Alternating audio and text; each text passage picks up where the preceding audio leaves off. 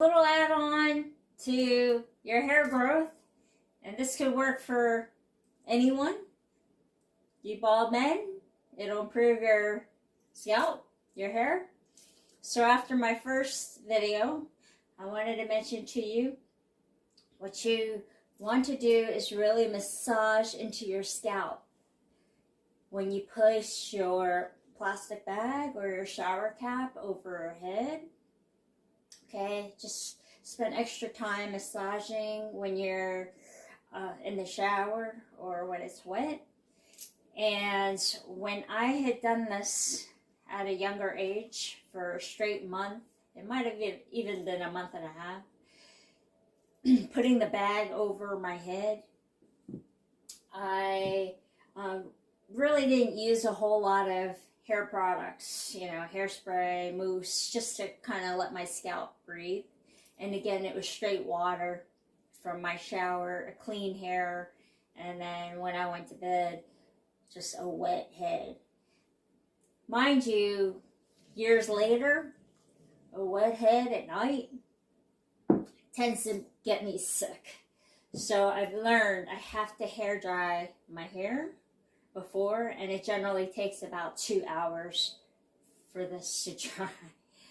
So my recommendation is either, like I said, 4 or 5 hours at a time, or if you're going to do it at night, perhaps not in the wintertime, because you'll less likely get sick having a wet head.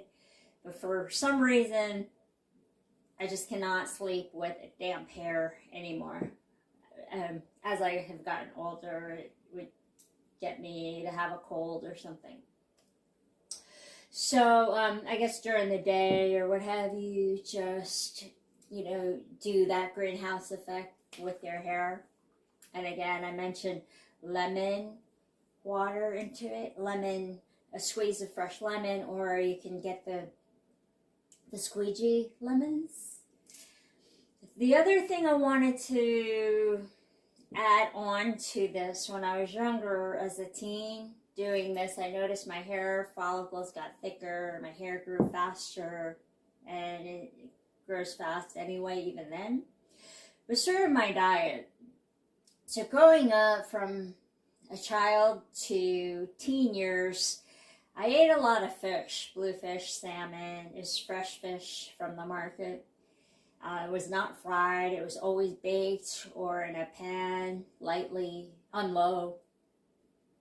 I had broccoli, baked chicken, once in a while pot roast. But my parents made a lot of spaghetti growing up in an Italian household.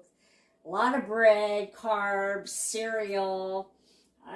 But what we didn't have a whole lot of was junk food. Okay, once in a while, maybe potato chips.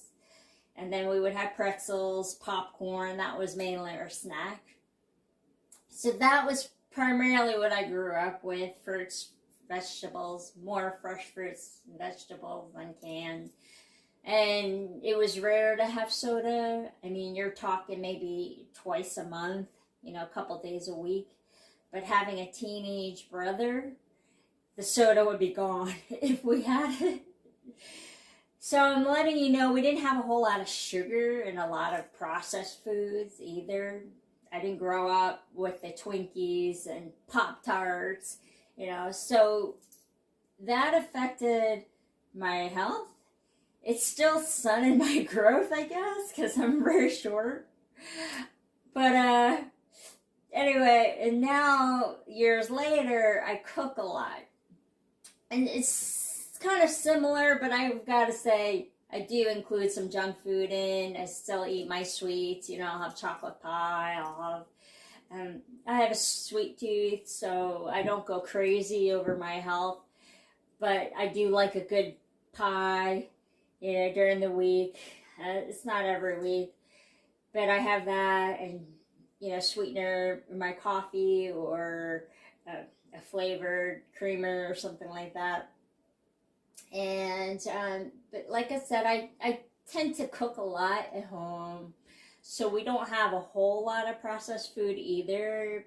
but I've got to say I still have canned vegetables once in a while with the fresh fruits and vegetables, and canned soup once in a while as well. So just that, have the stockpile at home, sort of on rotation. It's a small one. I would like a bigger one as far as the canned foods go. So that affects your hair growth. I've never been a smoker or a drinker, and the only thing is maybe cooking food once in a while. So that is all. I still don't drink soda to this day, maybe a couple times a year, like if I'm out at a movie theater or something. It's a rare occurrence, but literally a couple times a year. I'll have fried chicken, maybe a handful of times in the year, maybe a little more. And so we don't have a whole lot of fried foods either.